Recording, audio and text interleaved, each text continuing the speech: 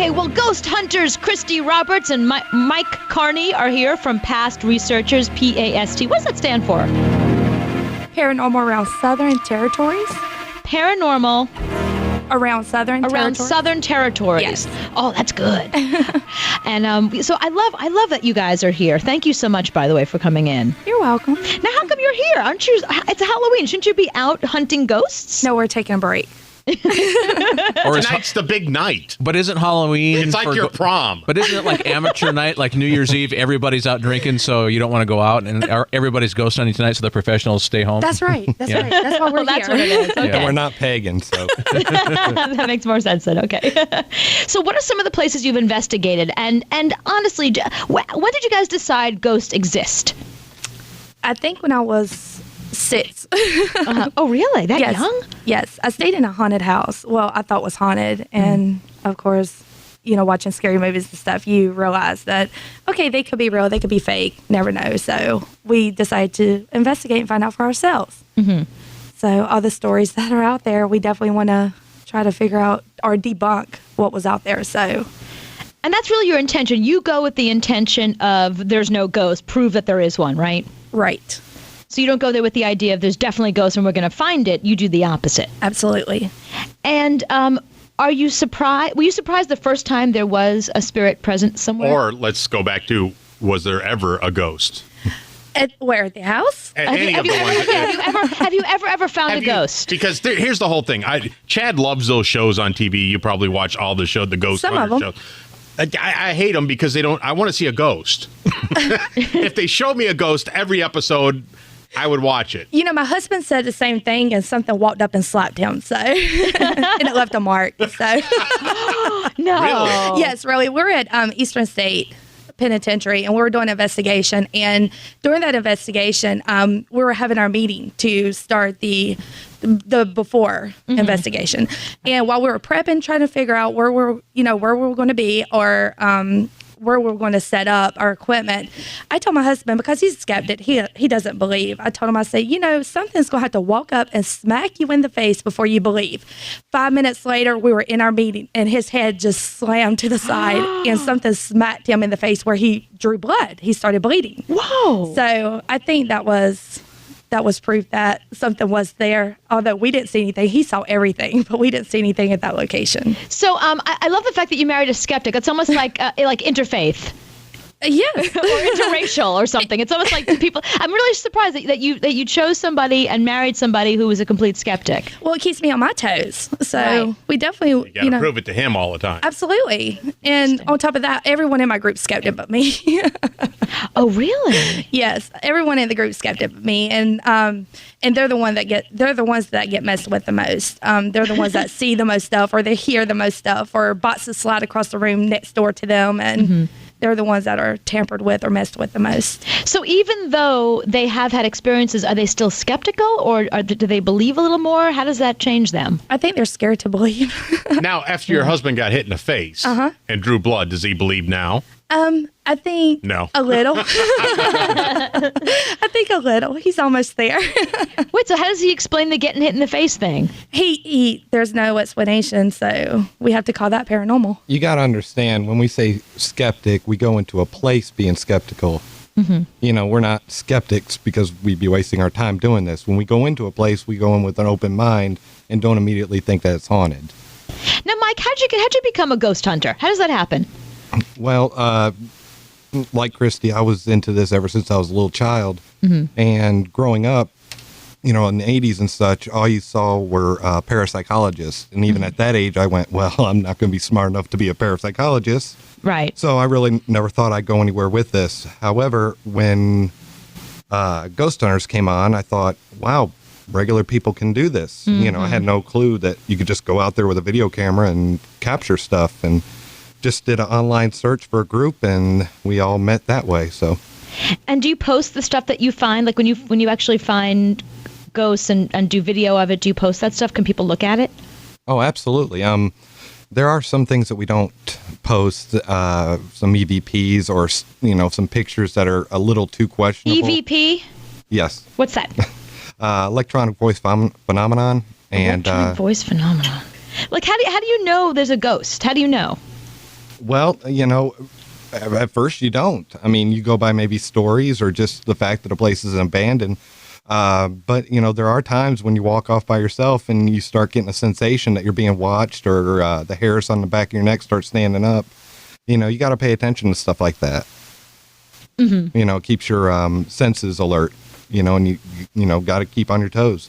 Yeah, and get back to the EVPs as far as how you go about, what they are, as far as, is how you go about gathering those. Well, it's funny because when we first started and we would do like EVP sessions and just ask questions that you would want to ask any spirit, what year did they die? How did they die? What are their names? Stuff like that. And, in all honesty, we never really got any responses. Mm-hmm. The only time we ever got responses is when we're doing other things. It's almost like they want the attention if we're not giving it to them. Whether it's we're in a meeting or whether it's late at night, we're starting to goof off. And ghosts are like children. They are. Exactly. They are. They are. They want attention. And it's where you record it, but you can't hear it as you're recording. You have to go back and listen to it later, exactly. And it's imprinted on there somewhere. Right. Now, have you ever heard it before recording it? Yes. I have one time, and I was a child saying, look at me, or something like that. And you could hear on the recording, I said, did you all hear that? Now, have you ever had an EVP that seemed to be in a foreign language or a language you didn't understand? Yes, we did. We were, can I mention names of places we've been? Of course, yeah, please do. We were at Reed's Gold Mine, and we were investigating this area. And during the investigation, or after the investigation, of course, we go over evidence and video, which takes forever, it seems like. Mm-hmm. But during this process, on one of the EVPs, we captured an EVP that was sound like it was in Dutch or German or something. It was in another language. Mm-hmm. And when we took it back to show as evidence, they definitely said that the people that came there were from Germany, I believe. Uh-huh. So it was weird for them. It spooked them out. Did they interpret it for you, what the person said? No, nobody spoke German or Dutch. Oh. Hi, May. Hi. What's your question for our ghost hunting friends, Christy and Mike?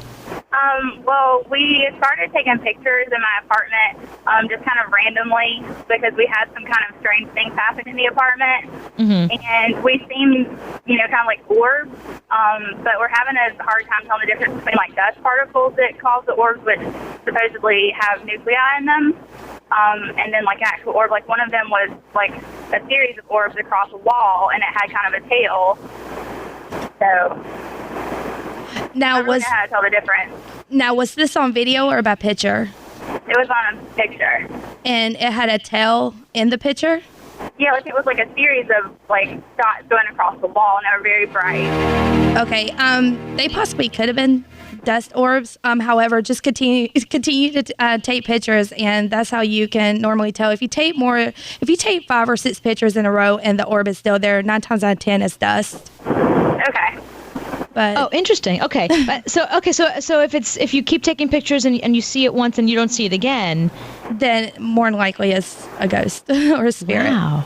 Or yeah, well, this was just one picture. So. But it has a tail. Does dust have tails? When they're in motion, they do. Dust? No, Really? orbs, not dust. Orbs. Oh. orbs do. Oh, okay. Thank you. You're welcome. May, that's fascinating. If you have dust with tails on it, you should really clean your house. Hi, Becky. Hello. I think I've had a few encounters with ghosts before, like the blowing on the neck, or the like pulling a shelf off the wall. But my question is, do they ever like shake your bed while you're sleeping? It's possible, but if you're awake and it shakes the bed, then yes. But if you're not, then it could have been, just a dream, and then when you woke up. But if you're awake and things happen, then more than likely that there is something that's paranormal, and that's when you investigate more into what's going on. Because I've had it happen about 5 times where it feels like the sheets get really tight around my feet, and then the bed shakes enough for me to wake up and know that happened. Yeah, I've heard plenty of stories very similar to yours, and a lot of times they're just wanting attention. Okay. Not necessarily to harm you or anything, but they're trying to tell you something. That they're there. They're trying to say, I'm here. Right. Mm-hmm. Okay. If you're doing work in your house or anything like that, that tends to kind of irritate them for some reason. Just going by what I've seen in documentaries, might want to have a recorder going on in your house sometime. Well, it's headed at 3 different locations that this has occurred. Wow. Did you buy your bed from one of those cheap hotels from the 80s? No, but it's been different beds, too. That's the weird thing. Is there a coin slot at the end of your bed? It's saving you money, so just enjoy. All right. Well, thank you. Sure. Where was that ghost when I was single? You wouldn't have to leave. Okay, let's try Terry. Hi, Terry. Hi. Oh, Terry, you're not a ghost. No. Okay, good. Okay. Hi. My question is, my daughter passed away about 6 years ago, and her younger sister, they had talked about when her younger sister turned 21, the places that we would take her, the different bars or whatever. And her birthday when she turned 21 was on a Sunday. So we didn't leave to go to the bars until like about 11:30, and we were in my van, and the way the picture ended up being was this thing that looked kind of blue and fuzzy, but it had blue ribbon around it. Also, it looks like was between the seat where I took a picture of Tracy before we started. She's the one that had the 21st birthday. Mm-hmm. And anyway, it's showing up in front of the people that are even behind Tracy. And when I got that picture developed, I didn't really think anything of it, but it's kind of long and big, and it looks very soft, and I just kind of wondered if that was her. Wow. And the picture was taken in the van? Yeah, and it was dark. So the only flash from the camera that this showed up with was that light. Wow. Well, And Have you guys found that? I mean, do people, if you lose a child or lose a family member, do they stay around their family? Well, sure. But one of the things I wanted to point out, and, of course, we have to look at the picture. I mean, we can't sit here and judge just by description. Right. But one of the most common things is camera straps get in the way. No, this is not a camera strap because it's like funnel shaped almost. Ooh. Like coming down from the ceiling of the van. Can you send us the picture? I would love to. Absolutely. I'd love to take a look at what you have. Yeah. And I have wanted like somebody to look at it to see what they actually think, because I heard you just talking about the person a little bit ago, dust or something. Mm-hmm. But this is, it is, to me, it looks like a funnel coming down from the ceiling. But I said it's like, it's a real pale blue and fuzzy, and then like part of it looks almost like ribbon, and it's very soft looking. Yeah, send them the photo and let them look at it. Yeah, absolutely. And then I'll get back to you. Yeah, it's a good idea. Yeah. Thank you, Terry. Hi, Tony. Well, my question is, I have a 2-year-old son, and every night not every night, but probably 3 or 4 nights a week when I put him to bed, about an hour after he goes to bed, I hear some of his toys making noise in his bedroom. Is he awake? Is he playing in his room? No, he's asleep. It's like a little stand-up table that you press keys and make music and stuff like that. But no, he's asleep in his crib. Oh, he's in the crib. Oh, so there's no way he can get out of the crib. Out of the blue, his stuff will start making noise. Uh-oh. That's unusual. What do you make of that? A possibility. How old is your house? It's built in 1925. Okay. And was there any family members that maybe recently passed away, or is... We thought at one time it might be both my wife and our grandparents were passed on before my son was born, And my wife says, "Oh, it's our grandmother's looking over our son," but I don't know. It happens very frequently, and I don't know what's going on. Well, Kind of freaky. you know, I have small children myself, and I also have toys that go off in the middle of the night, including this annoying fire truck. So, these toys are cheap, and they do tend to go off by themselves. Did he say fire truck? Oh, Anthony, don't do that to people. It's the radio. There's no fire truck behind you. Do not pull over. It's the radio. Do not freak out. But my question to you, is there any other signs other than that? See, that's it, and I guess that's how you assess that, right? Because I love that you guys always take the skeptical approach. It's a strap from the camera. Right. Oh, the toys go off, because I love the fact that you don't immediately jump to it's definitely a ghost, Well, I mean, you can't do that, or then everything that you show people, it's you just have to keep an open mind. You just have to look at every possible conclusion. Until you can't come up with anything. You can't be the boy who cries ghost every time. Exactly. Absolutely. It's true. We were talking earlier about orbs and the people that take the photos, and there's weird orbs all over the place, and sometimes some houses have a lot of orbs and some houses don't. Is that so? 99% of the time, it's dust. It's dust. Okay. Yes.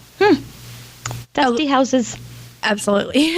Or unless you capture it in motion. But then you have to rely on EVPs and you have to rely on video. And it's a lot of money to try to bunk or debunk an orb. Remind people what an EVP is again. Electronic voice phenomena. Okay. Hi, Corey. Hello. Now was that an EVP? No. Okay, that's just Corey. Yeah. So, Corey, what's your question for our ghost hunting friends? Well, I came into my apartment one day and my microwave was flashing ones in a series, like it would go 1, then 11, then 111, then 1111. And I unplugged it. I figured there was a short or something. But every time I'd plug it back in, it would do it again. So I called the manufacturer, and I thought maybe the power surge or something did it. And they're like, no, it doesn't do anything like that. It would blow the circuit. So I've been plugging it in different outlets throughout my house on different circuits throughout the house, and it keeps doing it. And I unplugged it for a week, and then I plugged it back in, and now it's doing 2. Generally, you don't see that kind of behavior in a major appliance. Wow. And it just does it whenever. So my daughter had researched it, and she saw that when numbers come up like that in series, that it has to do with portals. Do you know anything about that? You have a black hole for a microwave. How cool is that? Are you calling from Sedona? Don't let your daughter stand in front of that microwave. Get sucked right in. Bear hit. Well, Ghostbusters, there was the microwave thing. No, That's fridge. right. It was a refrigerator thing. Wait, so Christy, have you guys heard about this sort of thing before? Yeah, Christy. No, Christy doesn't know. You're the mechanic. Oh, well, Mike, do you know?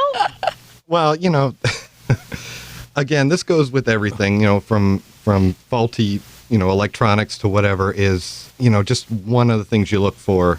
There has to be other things, going on in the house other than just, lights flashing on your microwave and, sequent numbers.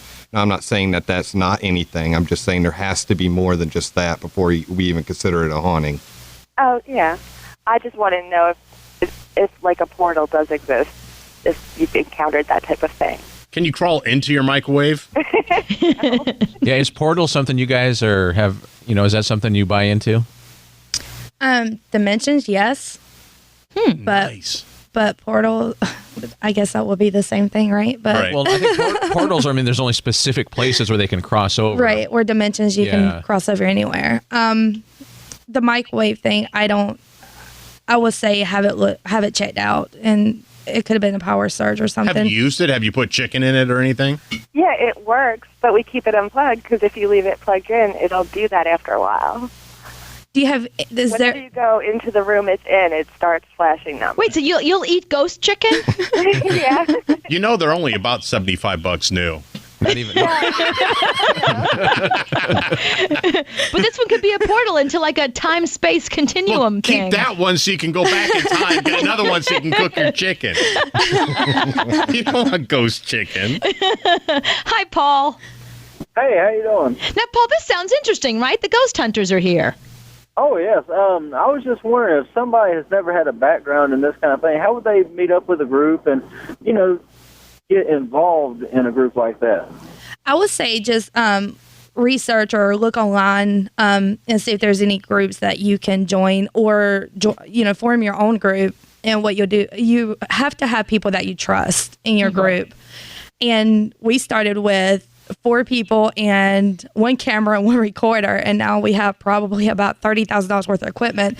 But it's just, you have to take one step at a time, and you have to first find people or have friends that you really trust to form your group.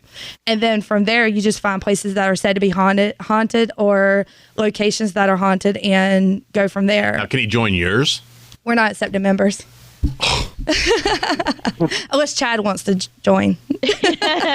Well, I've tried the whole online thing and, gone to the websites and emailed them, and I've just never heard a response back or anything like that. So form your own group, Paul. You could find people. Absolutely. You can form your own group and go from there. You can always you can start with 2 people. We started with 4 people, and now we have 7 people, but you can form 7, but you're not getting any more. No, you're filled up with 7. Yes, Their van only has 7 seats. No, we take 2 cars. Too crowded. It's like the Scooby-Doo van. But with somebody starting their own group in this day and age, with all the resources on the internet, it's easy to get all the information on what equipment you should buy and things. So it's easier to start their own group than before the internet. Absolutely. Well, something else you got to keep in mind too is you want to keep small groups. If you have a group of 30 people, you're going to get a lot of evidence that can be tampered with. Right. Not on purpose, of course, but, you got voices that are being carried and, stuff that you can't sit there and disprove or prove because you weren't in the room at the time. And I wouldn't think ghosts would be interested in coming out with 30 people there. Probably not. No, even when we go out and our, 7 members, we split off into smaller groups. And where does Scooby go? Which way does Scooby go? We found him.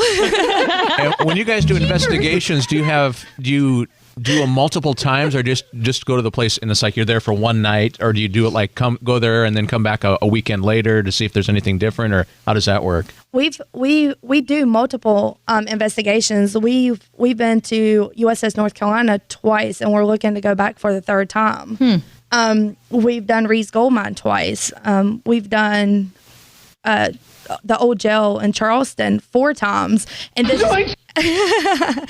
is because every time we go, something new or different happens. So we try to prove or disprove those hauntings or those findings that we're coming across. So wow. Let's take one more question before we go to break. Hi, Jessica. Hey, how are you? Good. Jessica, what's your question for our ghost hunting friends? Well, to start off, I grew up going to my aunt and uncle's house all growing up, and now they've both passed away years ago, and my aunt owned a salon that was behind her house. I think I may have called y'all show about it before, and now I reopened the salon after it had been closed for years and years, and now I'm the only one there, and nobody lives in the house, and it's been empty for years, but some days, like when I go down there, it'll just be a normal day or whatever. This has really only happened twice in the last year and a half, but sometimes I can be sitting there and smell. Like, I know the smell of how it was when I grew up there. And, like, nobody's been there. I'll sit in my chair in the salon, and I can smell, like, my aunt, the perfume, the hairspray that she used, because I remember that smell from growing up. Nothing that I use in the shop. And then I've walked into the house before on the back porch and smelled my uncle so strong, and I have, like, that feeling I'm not, by myself. And other stuff has happened to me growing up, so I kind of know, when it's something that could possibly be, paranormal, but I didn't know if that was like something normal. Like, will you smell something like that? Because I'm down there every day working, and there's nobody else there, so I know that the smell is not in the house all the time. It's happened twice, and then I've also walked into the house at night, and I, like, out of the corner of my eye, saw something cross from the bedroom to the great room. It's like between from the kitchen. I was standing in the kitchen and just saw something, but it was dark in the house. I didn't have any lights on. So have you guys heard about that before, that a smell? Absolutely. Okay. Residual hauntings is the most familiar haunting to most people, is where you can... A residual haunting is something that reoccurs over and over. So it's like a videotape playing back. Absolutely, over and over again. Yes. Wow. So, and it's a possibility that she's that if the place is haunted or if it is her grandmother or grandfather that's coming back, that is just a residual. They probably, you know, they're either checking in on her or checking. They could. I don't know how to explain this. It can be a reoccurring. So they're just looking in and then moving on. Well, Cooper, you might know the answer to this. Is there something called like an auditory memory, or where you think you smell something because you're thinking it, but in reality the smell's not really there? Well, no. It's the opposite. That usually smells are the thing that trigger the memory. Usually the smell happens first, and then the memory happens. Yeah. But you can't think you're smelling something because you're thinking it. Like if you're thinking you're in a slaughterhouse, you won't start to smell that kind of thing, you know? No. Okay. No, it happens the other way. You smell something and then that's the sense memory that because a lot of times when you're a kid, usually you associate your brain is still developing, so you're associating smells with times in your life. That's why you'll be walking down the street and all of a sudden you'll smell something and it'll take you back to being 5 years old. Right. Oh.